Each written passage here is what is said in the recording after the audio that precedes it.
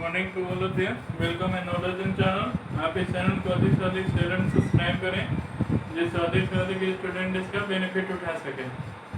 तो आज हम स्टैंडर्ड 9 का एक बायो का इम्पोर्टेंट चैप्टर नेचुरल रिसोर्स के बारे में जानेंगे।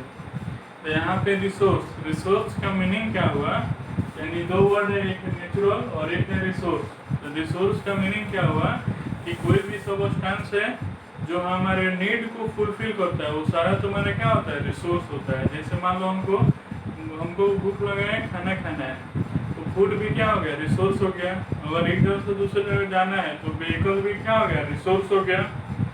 यानी कोई भी मटेरियल है जो हमारे नीड को फुलफिल करता है उसको रिसोर्स कहते हैं।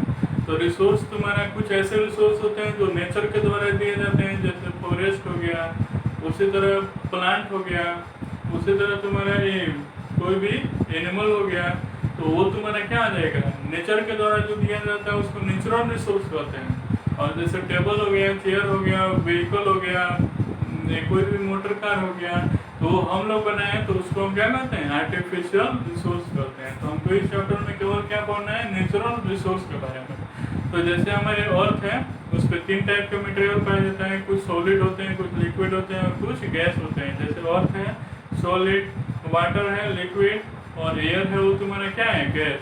तो जो सॉलिड पार्ट होता है उसको हम लिथोस्फीयर, जो लिक्विड पार्ट होता है हाइड्रोस्फीयर, और जो गैस पार्ट होता है उसको यानी एयर जो रहता है उसको हम एटमॉस्फेयर कहते हैं। अब ये एटमॉस्फेयर, हाइड्रोस्फीयर और लिथोस्फीयर हमारे अर्थ पे एक लिविंग कंडीशन बनाता है जिसमें कोई भी लिविंग ऑर्गेनिज्म सर्वाइव कर पाए यानी रह पाए। तो इस लिविंग कंडीशन को हम क्या कहते हैं, बायोस्फीयर कहते हैं। और ये बायोस्फीयर केवल क्या है, अर्थ पे पॉसिबल है, अदर जगह पे पॉसिबल नहीं है। जैसे मून पे क्या है, कोई एटमॉस्फेयर प्रेजेंट नहीं है, तो उस कंडीशन में वहाँ पे एटमॉस्फेयर प्रेजेंट नहीं है तो रात में बहुत कम टेम्परेचर हो जाता है और दिन में क्या हो जाता है, बहुत अधिक टेम्परेचर हो जाता है, जिससे वहाँ पे सर्वाइव करना पॉसिबल नहीं है।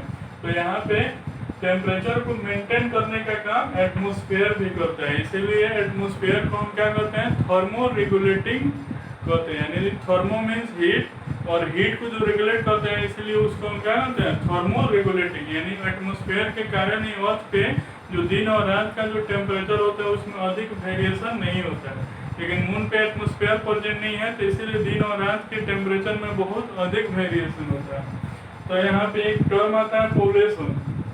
पोल्यूशन क्या होता है कि अगर कोई भी अनडिजायरेबल थिंग हमारे इन्वायरमेंट में आ जाता है तो उसको हम क्या कहते हैं, पोल्यूशन। यानी जिसको हम नहीं चाह रहे हैं लेकिन हमारे ह्यूमन एक्टिविटी के द्वारा वो यहाँ पे प्रेजेंट है, तो उसको हम पोल्यूशन कहते हैं। पोल्यूशन जिसके कारण होता है उसको हम पोल्यूटेंट कहते हैं।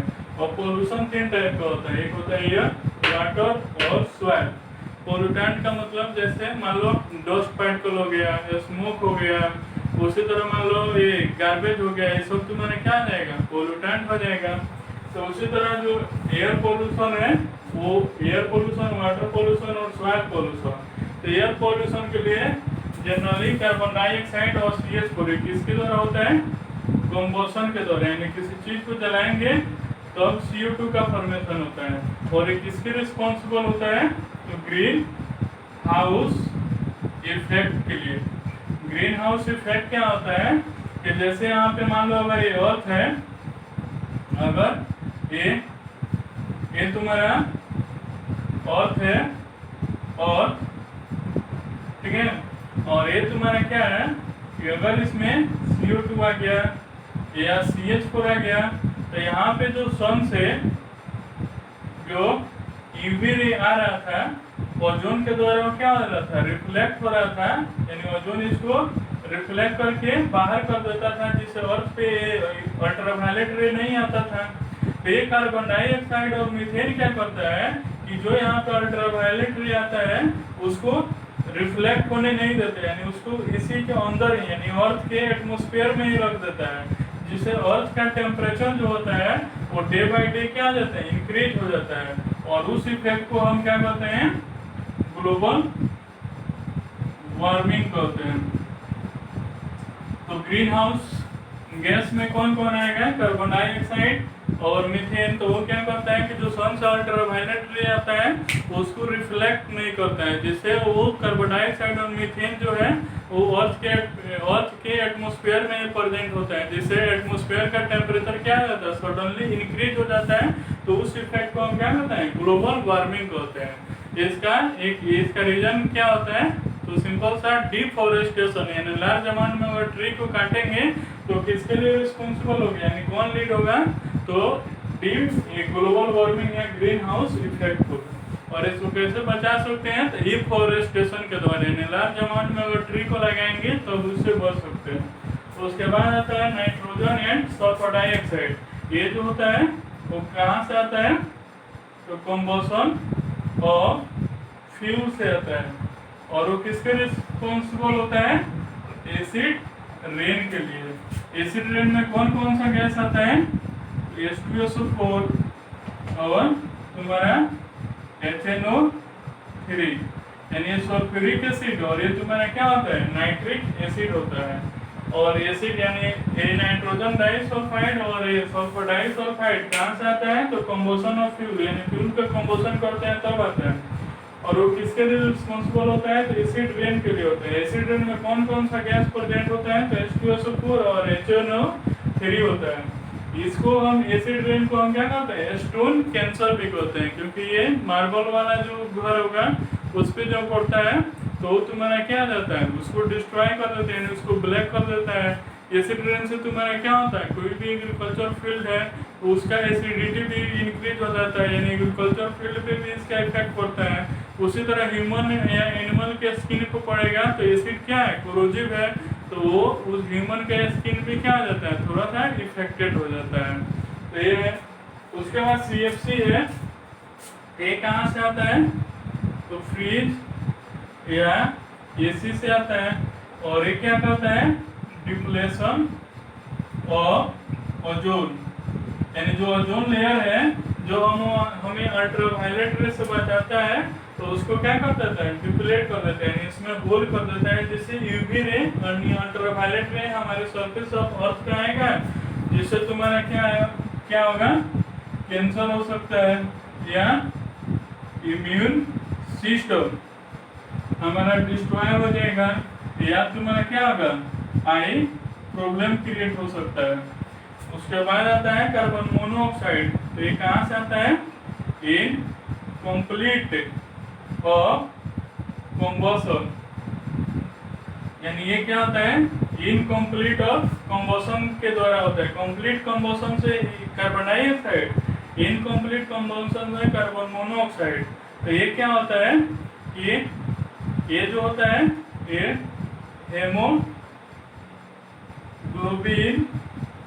से कंबाइंड नहीं कर पाता है, यानी जो कार्बन मोनोऑक्साइड होता है वो हेमोग्लोबिन से कम, यानी इसका जो ऑक्सीजन से रिएक्टिविटी जो होता है वो अधिक होता है, तो हेमोग्लोबिन के साथ कंबाइंड हो जाता है और वो हर सेल पे जाता है। तो जो रेस्पिरेशन होता है वो क्या होता है, ऑक्सीजन के प्रेजेंस में होता है ना, तो कार्बन मोनोऑक्साइड के प्रेजेंस में वहाँ पे रेस्पिरेशन नहीं होगा, और जब रेस्पिरेशन नहीं होगा तो वहाँ का जो सेल होगा धीरे धीरे क्या होगा, डेड करेगा। जब सेल धीरे धीरे डेड करेगा तो एक कंडीशन ऐसा आएगा कि वो ऑर्गेनिज्म क्या हो जाएगा, डेथ कर जाएगा। तो ये था एयर पोल्यूशन। वाटर पोल्यूशन जानते हो कि कोई भी प्लांट है उसको बचाने के लिए हम पेस्टिसाइड का यूज करते हैं। वो पेस्टिसाइड तुम्हारा क्या होता है कि वाटर में जाता है, तो वाटर में जाके वाटर बॉडीज है उसमें जो एक्वेटिक एनिमल एंड प्लांट है उसको उसके रेस्पिरेशन में प्रॉब्लम क्रिएट करता है। या अगर मान लो कोई प्लास्टिक है तो वो अगर किसी नाले में है तो वो जाके नाला को क्या कर देता है, जाम कर देता है। या तुम्हारा एक्वेटिक एनिमल या प्लांट में जाएंगे तो अगर कोई aquatic animal plant aquatic animal अगर उसको खाता है तो वो तो डाइजेस्ट नहीं होगा, तो वो क्या हो जाता है, डाइजेस्टिव सिस्टम को चॉक कर देगा, जिससे वो उसका डेथ भी हो सकता है। उसी तरह सॉइल पोल्यूशन है, तो एग्रीकल्चर फील्ड में प्रोडक्शन बढ़ाने के लिए डे बाई डे हम क्या कर रहे हैं, लार्ज अमाउंट में फर्टिलाइजर का यूज कर रहे हैं। उस फर्टिलाइजर के कारण क्या हो रहा है कि जो सॉइल का जो सॉइल का जो नेचर है वो डे बाई डे सालीन होते जाने साल्टी होते जा रहा है, जिससे उसमें क्रॉप का प्रोडक्शन अच्छे तरह से नहीं हो पा रहा है तो तुम्हारा क्या आ जाएगा, सॉइल पोल्यूशन। या नॉन बायोडिग्रेडेबल वेस्ट यानी जो डिकम्पोज नहीं होता है, जैसे प्लास्टिक है, ये मेटल कैन है, उसको अगर सॉइल में रखते हैं तो डिकम्पोज नहीं हो रहा है, तो उसके कारण भी क्या हो रहा है, सॉइल पोल्यूशन हो रहा है। अब यहाँ पे बायो जियो साइकिल ये इम्पोर्टेंट है, इसमें पहला जूनियर क्लास से ही पढ़ते आ रहे हो कि वाटर साइकिल है। तो वाटर साइकिल का मतलब कैसे वाटर अर्थ से ऊपर जाता है और ऊपर से नीचे कैसे आता है।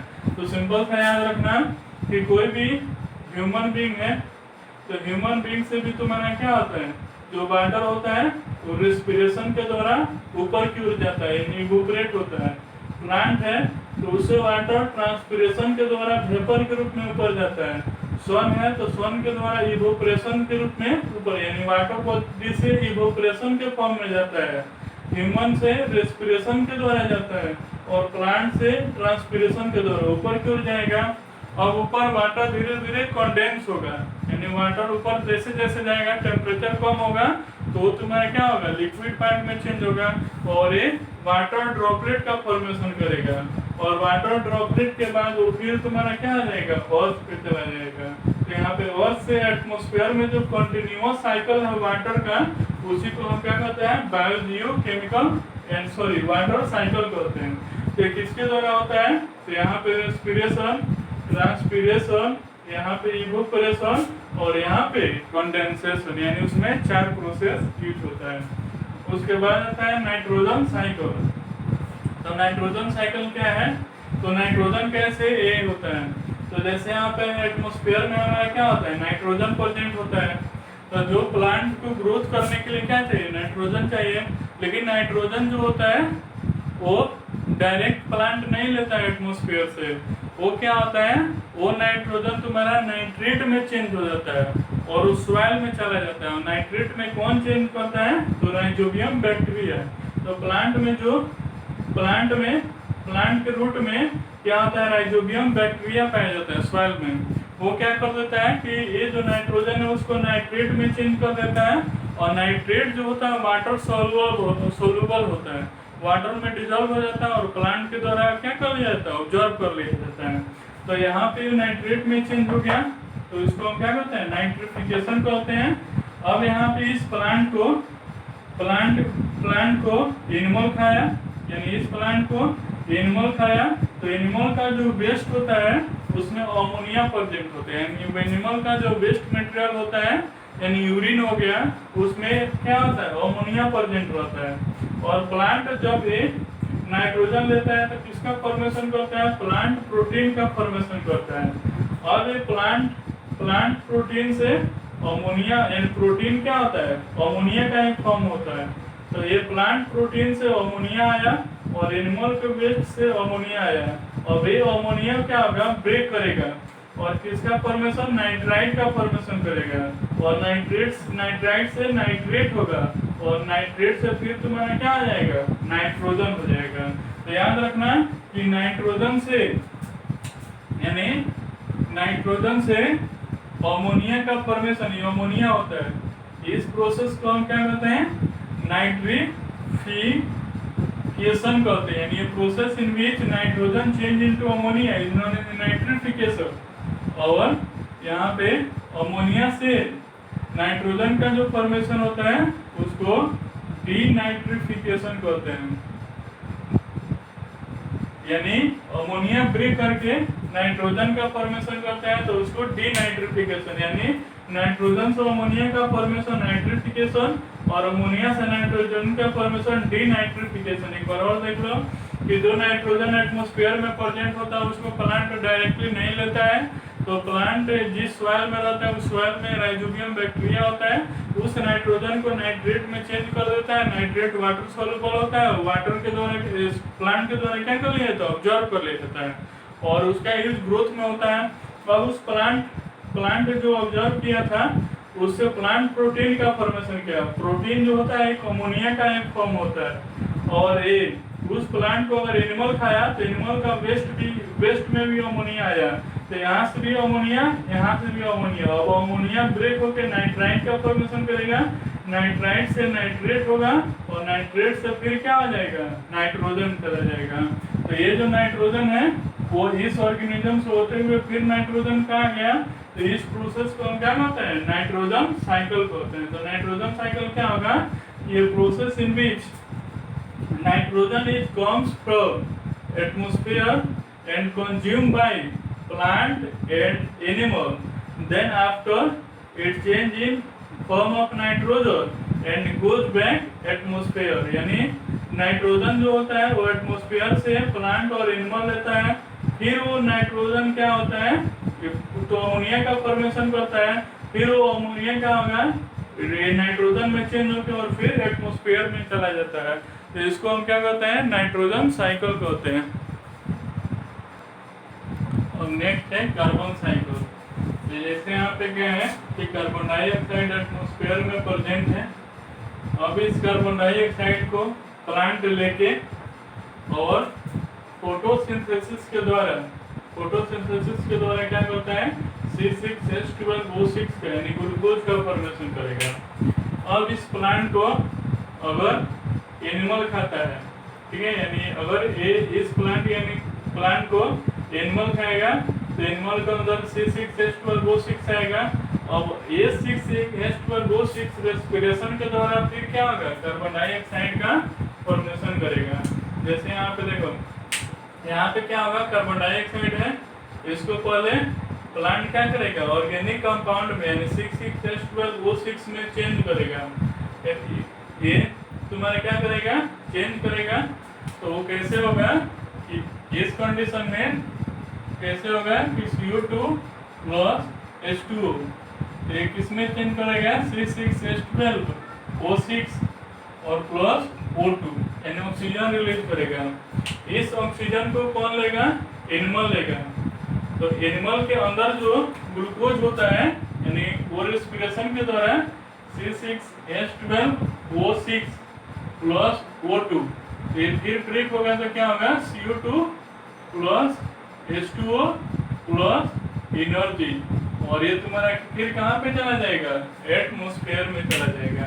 यानी फर्स्ट कंडीशन क्या हो गया कि यहाँ पे इस कार्बन डाइऑक्साइड को प्लांट लिया तो फोटोसिंथेसिस के द्वारा ग्लूकोज और ऑक्सीजन का फॉर्मेशन किया।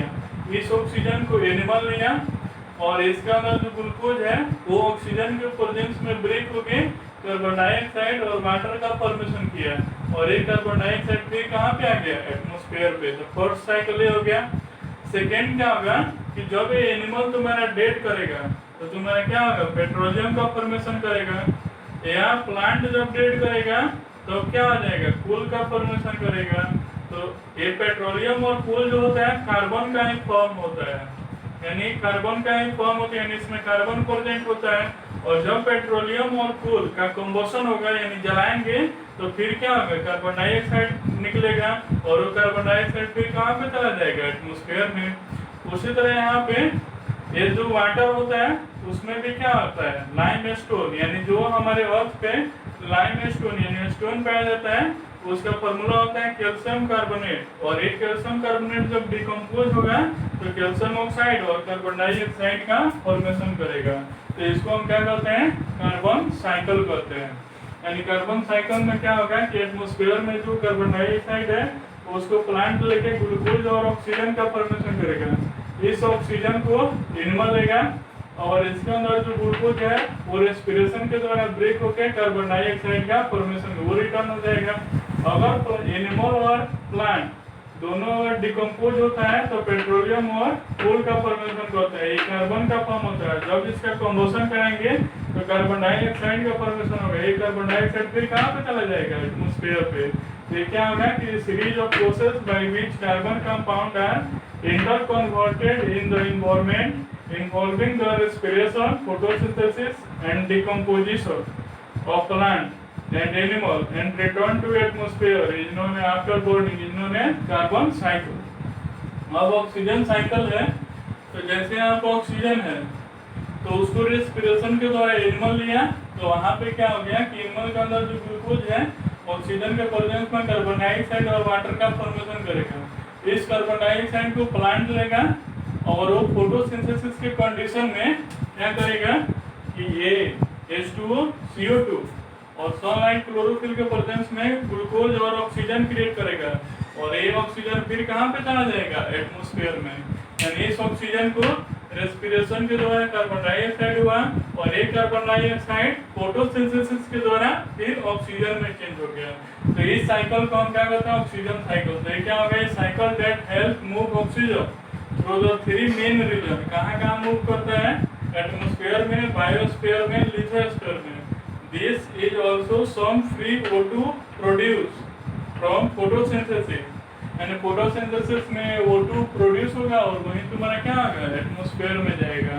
तो इस चैप्टर में हम लोग पढ़े कि नेचुरल रिसोर्स क्या है, बायोजियो साइकिल क्या है। तो पहले इस वीडियो को देखिए, अपने लैंग्वेज में इसका नोट्स बनाना, उसके बाद किसी साइंस बुक या NCERT को सेल्फ स्टडी करना, उसके बाद क्वेश्चन सॉल्व करना। अगर ये तीनों प्रोसेस में अगर किसी टॉपिक में प्रॉब्लम हो या क्वेश्चन में प्रॉब्लम हो तो व्हाट्सएप या कमेंट बॉक्स में सेंड कर देना, इसका सॉल्यूशन मिल जाएगा।